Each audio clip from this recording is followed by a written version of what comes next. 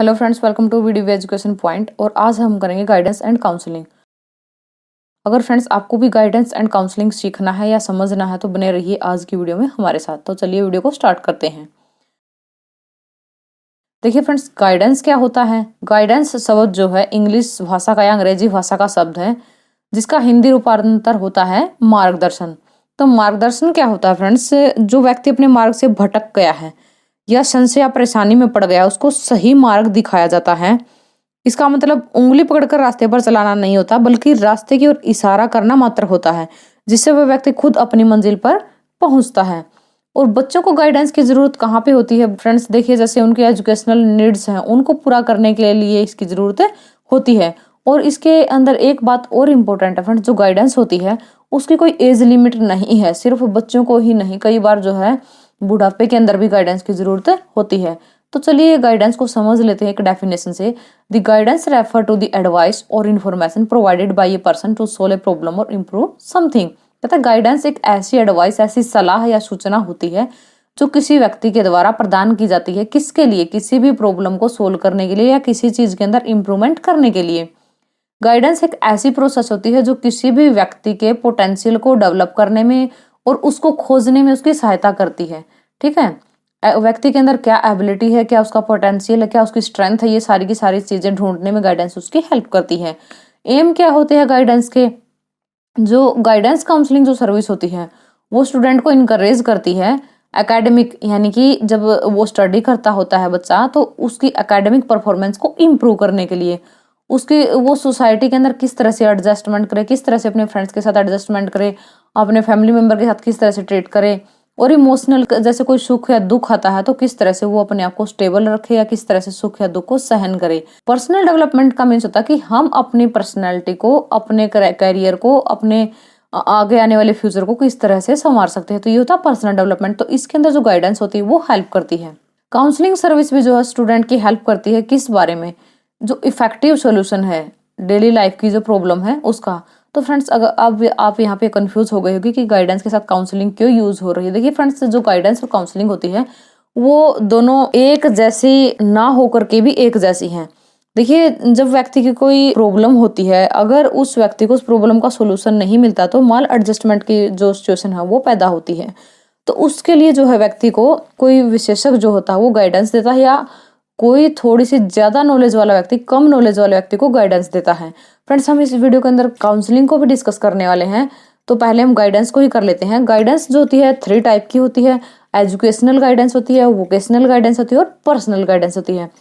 Educational guidance वो होती है फ्रेंड्स जो एजुकेशन से रिलेटेड गाइडेंस दी जाती है। जैसे आप कोई कोर्स करते हैं, कोर्स के बाद क्या है, आपको किस टाइप की जॉब करनी है, या आपको 10th या 12th के बाद किस टाइप का कोर्स करना चाहिए, या फिर आपको 10th या 12th में किस तरह के सब्जेक्ट लेने चाहिए। ये होती है friends educational guidance. Vocational guidance के अंदर आता है कि आपको किस तरह का कोर्स करना चाहिए, आपकी किस तरह की जॉब इससे लगेगी।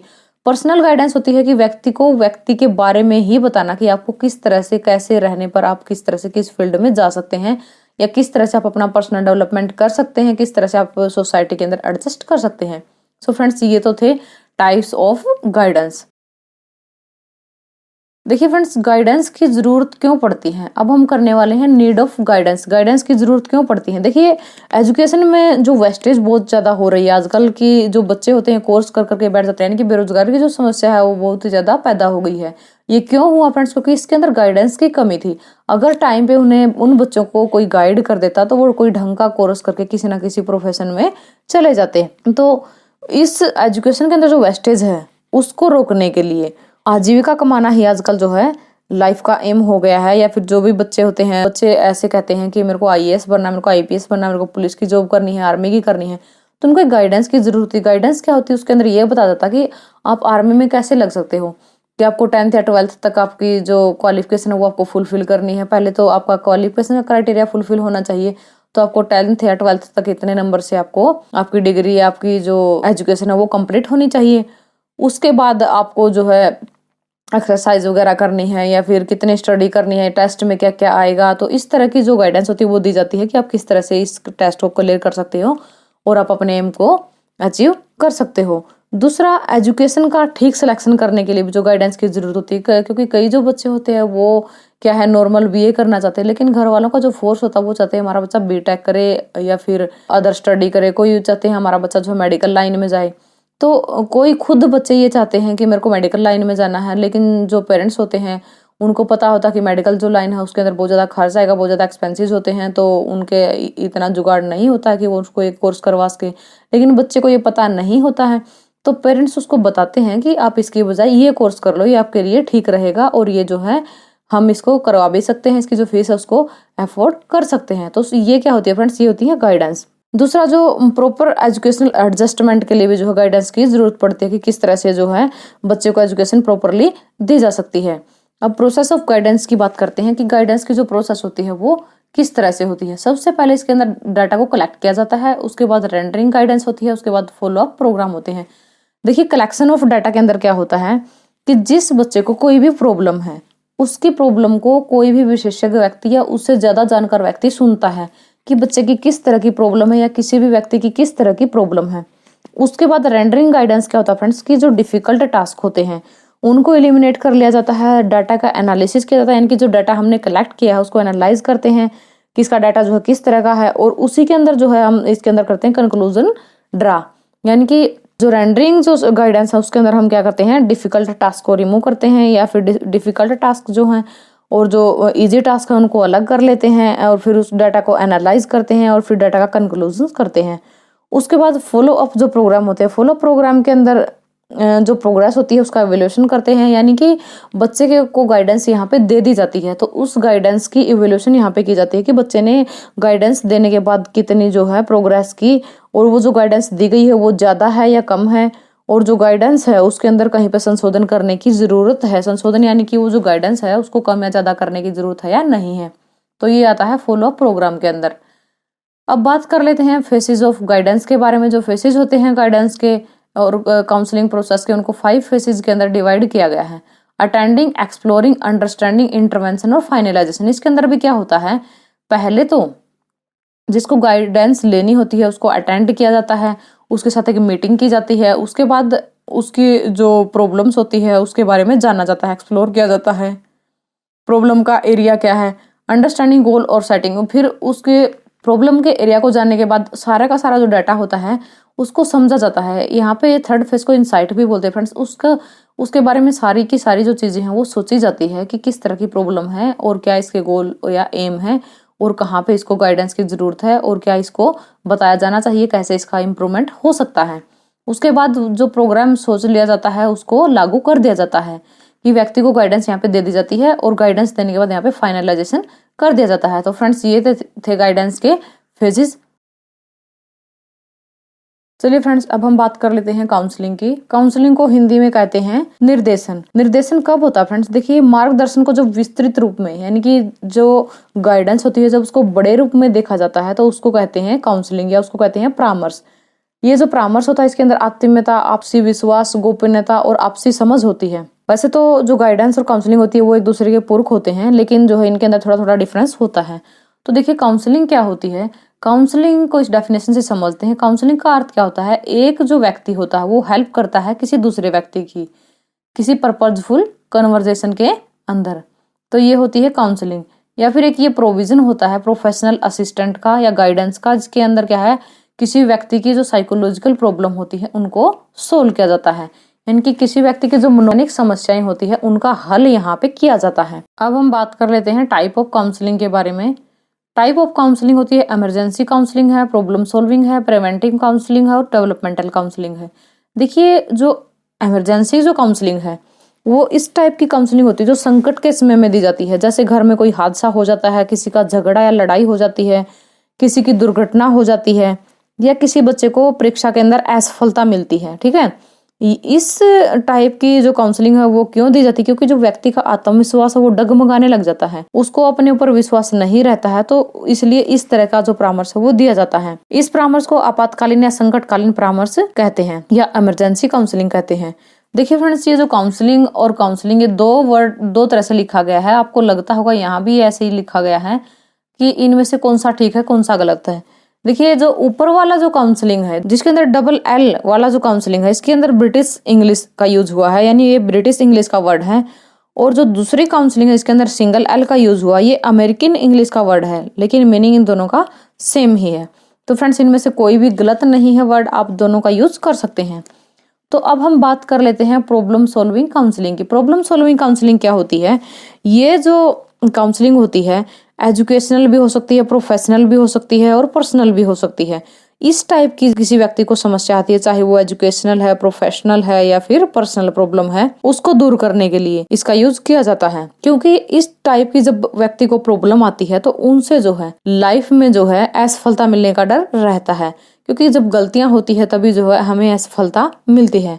तो इस तरह की जो काउंसलिंग होती है इसे समस्या समाधानात्मक और उपचारात्मक या समायोजनात्मक काउंसलिंग भी कहते हैं। अब हम बात करेंगे प्रिवेंटिंग काउंसलिंग की। प्रिवेंटिंग जो काउंसलिंग होती है ये किसी भी चीज के आने से पहले, प्रिवेंट का मतलब होता है बचाव करना, तो प्रिवेंटिंग जो काउंसलिंग होती है वो किसी भी बीमारी के आने से पहले या किसी भी असफलता के आने से पहले ही उसके उपाय बता दिए जाते हैं। उस टाइप की काउंसलिंग जो है दी जाती है। असफलता मिलने से पहले ही सक्सेस होने के उपाय बताना जो है क्या है, प्रिवेंटिंग काउंसलिंग की कैटेगरी के अंदर आता है। इस टाइप की जो काउंसलिंग होती है या तो डॉक्टर जो है अपने पेशेंट को देते हैं कि आपको जो है इस तरह की बीमारी आजकल फैली हुई है और आपको ये करना है, ये बीमारी आपको नहीं लगेगी। जिस तरह से हम एक एग्जांपल ले लेते हैं कोरोना का। जैसे ही कोरोना की बीमारी आई तो हमारे जो प्रधानमंत्री जी हैं उन्होंने लॉकडाउन घोषित कर दिया था। तो लॉकडाउन के अंदर हमें क्या गाइडलाइन दी गई थी कि हमें घर से बाहर नहीं निकलना है, फेस को कवर करके रखना है। जब हम घर से बाहर किसी जरूरी काम के लिए जाते हैं तो आने के बाद हमें तुरंत अपने हाथ साबुन या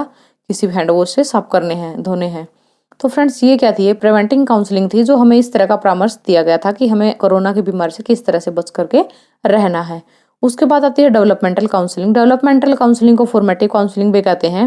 ये एक पॉजिटिव टाइप की काउंसलिंग है, ये इसको क्रिएटिव टाइप की काउंसलिंग भी कहते हैं। डेवलपमेंटल काउंसलिंग को क्या कहते हैं कि फॉर्मेटिव काउंसलिंग भी कहते हैं। तो ये जो काउंसलिंग होती है व्यक्ति को उसकी योग्यता का अधिक से अधिक उपयोग करने के लिए उकसाती है। यानी कि जब व्यक्ति अपनी जो योग्यता होती है, उसकी जो एबिलिटी होती है उसका कम यूज करता है तो लोग ऐसा बोलते हैं कि आप बहुत ज्यादा कर सकते हो, बहुत अच्छा कर सकते हो। जैसे कि बच्चे कॉलेज या स्कूल में पढ़ते हैं तो उनके टीचर जो है बच्चों को असाइनमेंट या होमवर्क देते हैं। जब बच्चा टीचर की समझ के अकॉर्डिंग काम ना करे और टीचर को लगता है कि ये बच्चा बहुत ज्यादा अच्छा कर सकता है, इसने इतना अच्छा परफॉर्म नहीं किया है, देखिए कि वो उस अच्छा किया है लेकिन उससे भी बेटर वो कर सकता है, तो उसमें क्या होता है, वो होती है डेवलपमेंटल टाइप की काउंसलिंग। उसके डेवलपमेंटल टाइप की काउंसलिंग के अंदर क्या होता है कि बच्चे को अधिक से अधिक अपनी एबिलिटी को उपयोग करने की जानकारी दी जाती है और ये जो अच्छी सोच है, अच्छी समझ जो है छात्र के अंदर विकसित करती है डेवलपमेंटल काउंसलिंग। और ये जो डेवलपमेंटल काउंसलिंग होती है इसके अंदर जैसे हेल्थ एजुकेशन के अंदर भी ये दी जाती है, वैल्यू एजुकेशन में दी जाती है, पर्सनल डेवलपमेंट एजुकेशन के अंदर ये दी जाती है, या फिर सौंदर्य परख की जो क्षमता होती है उसके अंदर दी जाती है कि आप किस तरह से अपने आप को किस तरह से ज्यादा सुंदर बना सकते हो, आप कैसे सुंदर लग सकते हो। सुंदर का मतलब ये नहीं होता फ्रेंड्स सिर्फ ब्यूटी ही सुंदरता नहीं होती है, कि व्यक्ति को एक रहन सहन का ढंग सिखाया जाता है कि आप किस तरह से अच्छे लग सकते हो। या फिर ललित कलाओं को सिखाने के लिए या बच्चे का जो इंटरेस्ट होता है या फिर उसका एप्टीट्यूड होता है उनके को पूरा करने के लिए भी जो है इस टाइप की काउंसलिंग दी जाती है। अदर टाइप की काउंसलिंग भी होती है जिसके अंदर हम देखते हैं कि जैसे आजकल जो मैरिज होती है वो टूटती जा रही है, फैमिली भी जो टूटती जा रही है, तो उसके लिए भी काउंसलिंग दी जाती है कि आप किस तरह से अपनी फैमिली को या अपनी शादी को बचा करके रख सकते हैं। गाइडेंस एंड करियर काउंसलिंग होती है जिसके अंदर बच्चे को एजुकेशन से संबंधित, उसके करियर के संबंधित जो परामर्श है वो दिया जाता है। रिहेबिलिटेशन काउंसलिंग होती है जिसके अंदर जो बच्चे होते हैं वो अपने परिवार से बिछड़ गए हैं या जो लोग बेसहारा हो गए हैं उनको किस तरह से दोबारा से जो है बसाया जाता है, किस तरह से दोबारा से रह सकते हो, किस तरह से अपनी जिंदगी जी सकते हो, या कोई लोग अपनों से बिछड़ गए हैं तो उनको भी इस टाइप की काउंसलिंग दी जाती है। मेंटल हेल्थ काउंसलिंग होती है जिसका मानसिक जो विकास है या मानसिक जो संतुलन है वो बिगड़ गया है, उसके अंदर जो हमारा एडजस्टमेंट की जो सिचुएशन है वो पैदा हो गई है, तो उनको ये काउंसलिंग दी जाती है जिससे उनका जो मेंटल हेल्थ है वो ठीक हो जाता है। एजुकेशनल काउंसलिंग जो है बच्चों को दी जाती है, एजुकेशन में किस तरह से वो आगे बढ़ सकते हैं, कौन से कोर्स का चुनाव कर सकते हैं, कौन से सब्जेक्ट का चुनाव कर सकते हैं और किस तरह से वो अपनी स्टडी कर सकते हैं, किस तरह से अपने टाइम टेबल को बना सकते हैं और किस तरह से वो एजुकेशन के अंदर सक्सेस या एग्जाम के अंदर सक्सेस पा सकते हैं। तो इस तरह की काउंसलिंग जो है एजुकेशनल काउंसलिंग दी जाती है। अप्रोचेज ऑफ काउंसलिंग अलग होता है, यहाँ पे हम टाइप ऑफ काउंसलिंग अप्रोचेज कर रहे हैं जिसके अंदर है directive, non directive and elective counselling. जो डायरेक्टिव काउंसलिंग होती है उसको प्रिस्पेक्टिव काउंसलिंग भी कहते हैं। डायरेक्टिव काउंसलिंग में क्या होता है, इसके अंदर जो परामर्श होता है या जो काउंसलिंग होती है वो काउंसलर सेंटर्ड होती है, यानी कि जो काउंसलिंग देने वाला होता है उसकी भूमिका इसके अंदर इम्पोर्टेंट होती है, मुख्य होती है। इसके अंदर जो परामर्श लेने वाला है उसकी समस्याओं को सुलझाने के लिए, उनका समुचित समाधान करने के लिए और उनका डेवलपमेंट करने के लिए, यानी कि व्यक्ति का खुद का डेवलपमेंट करने के लिए या उसके बिहेवियर के अंदर इम्प्रूवमेंट करने के लिए ये डायरेक्टिव काउंसलिंग दी जाती है। यानी कि व्यक्ति को क्या करना चाहिए, क्या नहीं करना चाहिए, इस टाइप के निर्देश जो है, जैसा कि डायरेक्टिव नाम से ही पता है कि निर्देशात्मक होती है, तो उसको निर्देश दिए जाते हैं कि आपको क्या करना चाहिए, क्या नहीं करना चाहिए। तो इससे जो काउंसलिंग लेने वाला होता है, जो क्लाइंट होता है, वो ज्यादा सजग और सक्रिय रहता है कि मेरे को क्या करना है, क्या नहीं करना है। तो इस तरह से वो अपने डिसीजन लेता है और अपने व्यवहार के अंदर चेंज कर लेता है। उसके बाद बात आती है नॉन डायरेक्टिव काउंसलिंग की। जो नॉन डायरेक्टिव काउंसलिंग होती है उसको डेवलप किया था कार्ल रोजर्स ने 1940 के अंदर, और जो डायरेक्टिव काउंसलिंग है ये भी कार्ल रोजर्स की है फ्रेंड्स।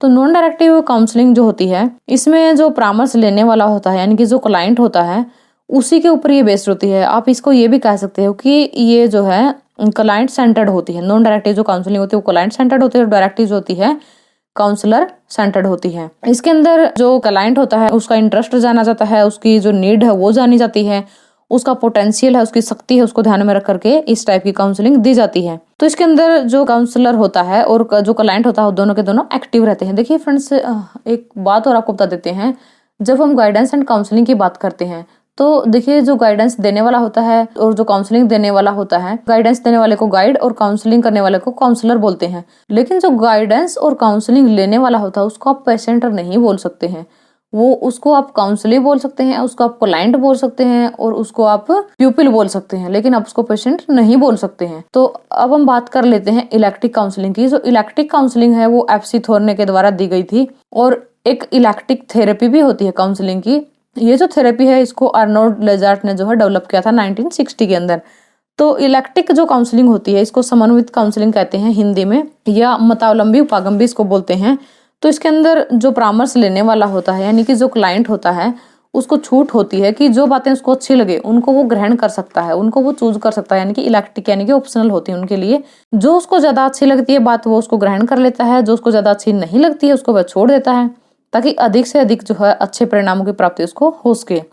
यह जो काउंसलिंग होती है ये व्यक्तिगत विभिन्नताओं को ध्यान में रख करके दी जाती है कि व्यक्ति जो है डिफरेंट डिफरेंट टाइप के होते हैं, तो डिफरेंट डिफरेंट टाइप के अकॉर्डिंग उनकी एबिलिटी भी डिफरेंट डिफरेंट होती है। वो किस चीज़ को ग्रहण कर पाते हैं, किस चीज़ को कम टाइम में ग्रहण करते हैं, किस चीज़ को जो ज़्यादा टाइम में एक्सेस कर पाते हैं। तो ये जो चीज़ें उसके अंदर ध्यान में रखी जाती हैं। इलेक्ट्रिक जो काउंसलिंग होती है ये सबसे फ्लेक्सिबल होती है और सबसे चेंजेबल भी होती है, यानी कि इसको परिवर्तनशील या लचीली काउंसलिंग भी बोलते हैं। तो फ्रेंड्स ये थी आज की वीडियो। आई होप आपको वीडियो अच्छी लगी तो वीडियो को लाइक करना, शेयर करना, और फ्रेंड्स अगर आप चैनल पे नए हैं तो चैनल को सब्सक्राइब जरूर करना। बाय बाय फ्रेंड्स, मिलते हैं नेक्स्ट वीडियो में।